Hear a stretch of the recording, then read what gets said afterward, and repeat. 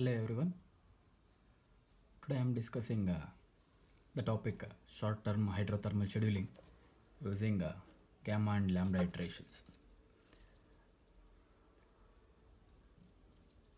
To take up this topic, let us start with the cost function. Here the cost function for hydrothermal scheduling is f of t is equal to summation of k is equal to 1 to capital N hk f of pgt of k, and marking it as equation number 1. Any cost with respect to generation, transmission or distribution, we want to minimize the cost. So in order to minimize, we are making this equation 1 as minimize ft summation of k is equal to 1 to capital N hk f of pgtk, such that for hydro power generation, summation of k is equal to 1 to capital N q naught k hk is equal to q total, marking this as our equation number 2. And in this equation 1 and 2, we are having few parameters. F of t is the cost function, hk is the number of hours in the kth interval, and pgt is the thermal power generation at the kth interval.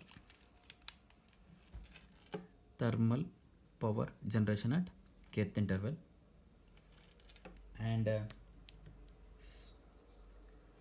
k is a particular interval which takes up the value 1 to n, and n is the total number of time interval.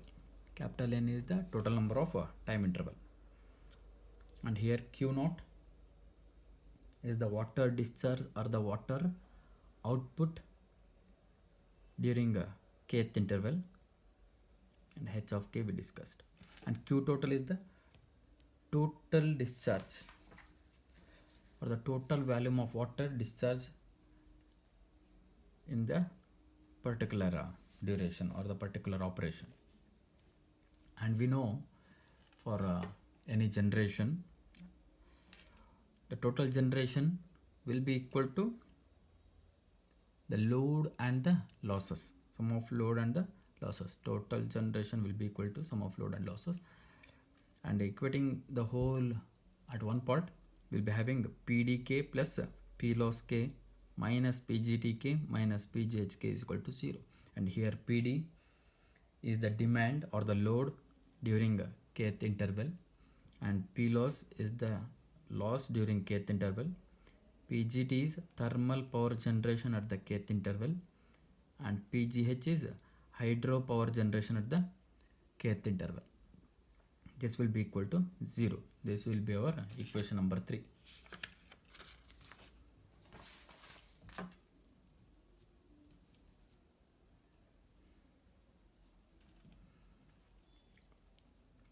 And our total interval, we need to mark out the total interval here.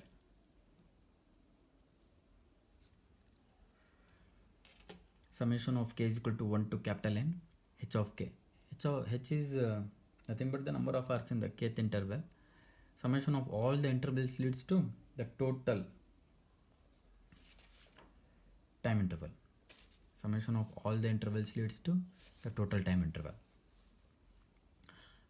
And for this particular operation, we are assuming hydropower generation head is constant, reservoir head is constant, and the discharge of water q naught k depends purely on pghk, means hydropower generation at the kth interval. The water discharge at kth interval depends on the power generated at the kth interval. And depending on this, equation 1, 2 and 3, we are taking the Lagrangian function as L is equal to summation of k is equal to 1 to n hk f of pgtk. This is our first equation. You can go back and see. This is our first equation, and plus lambda k pdk plus ploss k minus pgtk minus pghk. This is our whatever in the bracket is our equation number 3, and lambda k is a Lagrangian for constants. Okay, gamma and lambda are the Lagrangian constants, plus gamma summation of k is equal to 1 to n hk q naught k pghk minus q total is our second equation. Can go back and check. This is our second equation. Q total is taken at the LHS part minus Q total. Okay, this is the Lagrangian function. With the Lagrangian function, now we are going to find the coordination equation. With the help of Lagrangian function, we are identifying the coordination equation, and these are given by partially differentiating a Lagrangian function once with respect to PGTK and secondly with respect to PGHK. Firstly, Lagrangian function with respect to PGTK leads to HK df PGTK divided by dPGTK plus lambda k dou p loss k divided by dou PGTK, that will be equal to lambda k. This whole expression will be equal to lambda k. And equation 5 is again Lagrangian function is our equation 5. Remember, firstly we differentiated this with respect to PGTK. Only first expression is having PGT and second expression is having PGT and third expression is not having PGT. So this will be 0, and here in this will be left with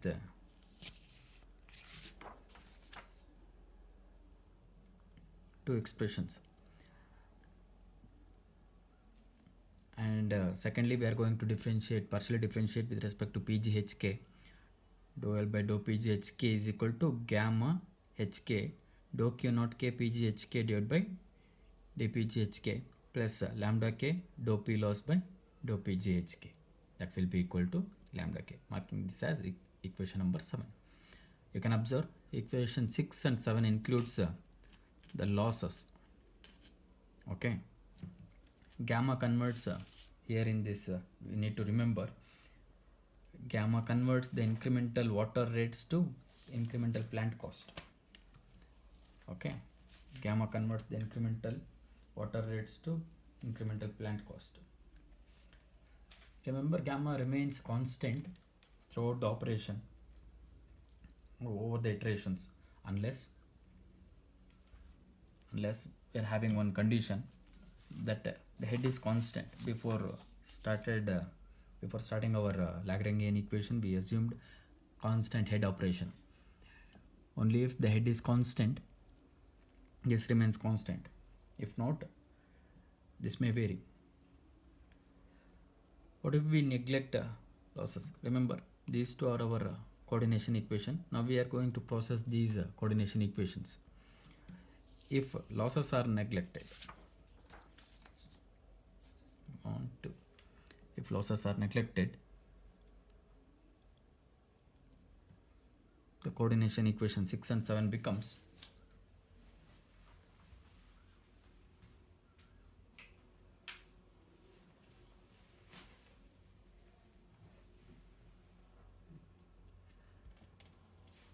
you can see these two expression. Only thing is, from the previous expression we have eliminated the loss terms. These two terms are eliminated and we are left with the lossless coordination equations, equation 8 and equation 9. These two are our coordination equations. With these two coordination equations we are going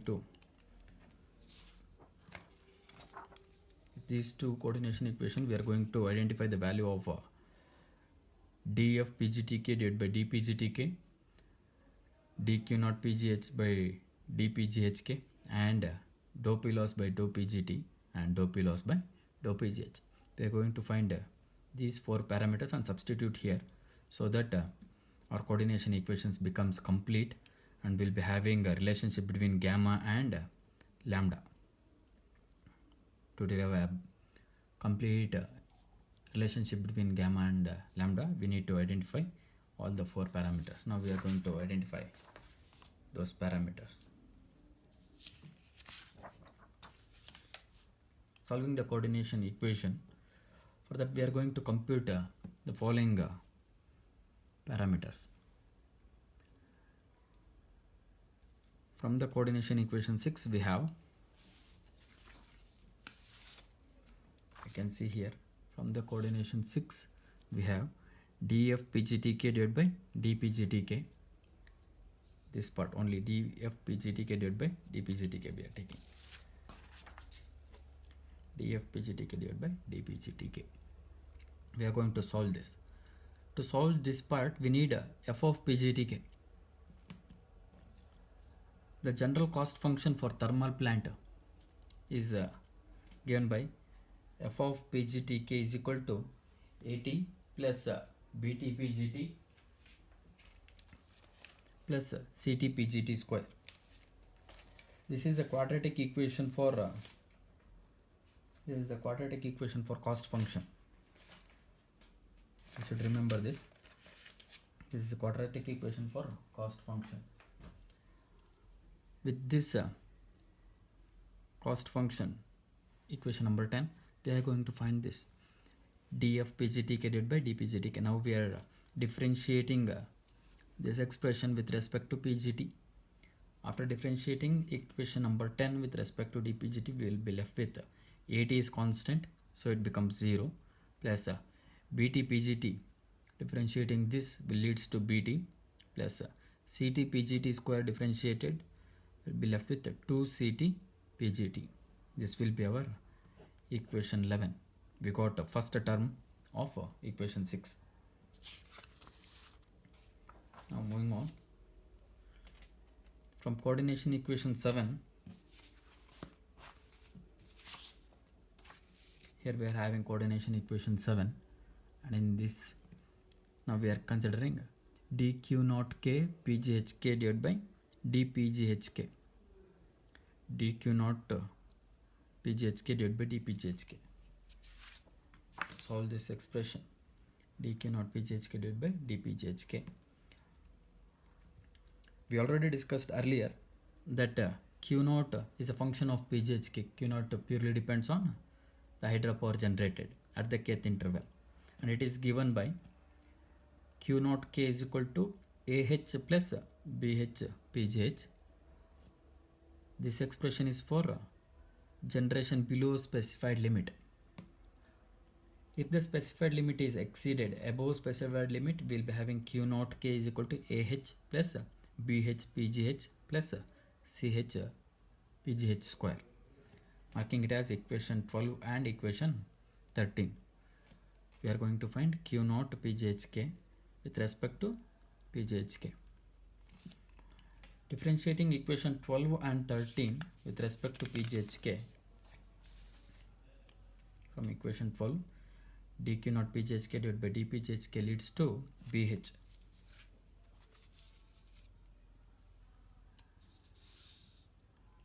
Equation 12 differentiated once with respect to pgh. ah is constant, so it is 0. bh pgh differentiate once with respect to pgh leads to bh, and this is what we are having. Again, equation 13 differentiated with respect to pgh once. Equation 13 differentiated once with respect to pgh. ah is constant, 0. bh pgh leads to bh. bh pgh leads to bh. And third term, ch pgh square differentiated once leads to 2ch pgh. Now we got the first term of equation 7. First term of equation 7 consists of two variables. One is Q naught for specified limit, okay, below specified limit, and this is for above specified limit.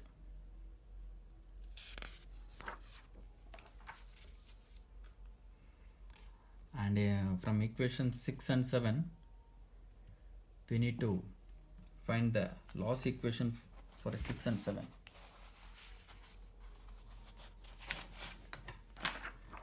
Here we are having dou P loss with respect to PGT once, dou P loss with respect to PGH. Same P loss equation once differentiated with respect to PGT and once with respect to PGH, equation 6 and 7. And now we are considering that the losses in the equation 6 and 7 are taken as P loss is equal to BTT. It is the loss coefficient for thermal power plant. BTT is a loss coefficient for thermal power plant, PGTK square plus 2 BTH PGTK plus into PGHK plus BHH into PGHK square. BHH is the loss coefficient for a hydropower plant. BTH is the loss coefficient for hydrothermal plant. And if we differentiate this equation with respect to PGT, it leads to BTT PGTK whole square differentiated leads to 2 PGTK. Here we are differentiating with respect to PGT, so 2 BTH PGT differentiated once leads to 1 PGHK. And here we don't have any PGT terms, so it becomes 0. And the same expression differentiated with respect to PGH, dou P loss K divided by dou PGHK. Since here we don't have any H terms or hydro PGH term, so this term becomes 0 plus 2 BTH PGT PGTK PGH differentiated once 1, and here 2 times BHH PGHK. These are the terms for equation 6 and equation 7. This completes the total short term hydrothermal scheduling using gamma and lambda iterations. Thank you. In the next video we are going to discuss algorithm and flowchart for short term hydrothermal scheduling using gamma and lambda iterations. Thank you.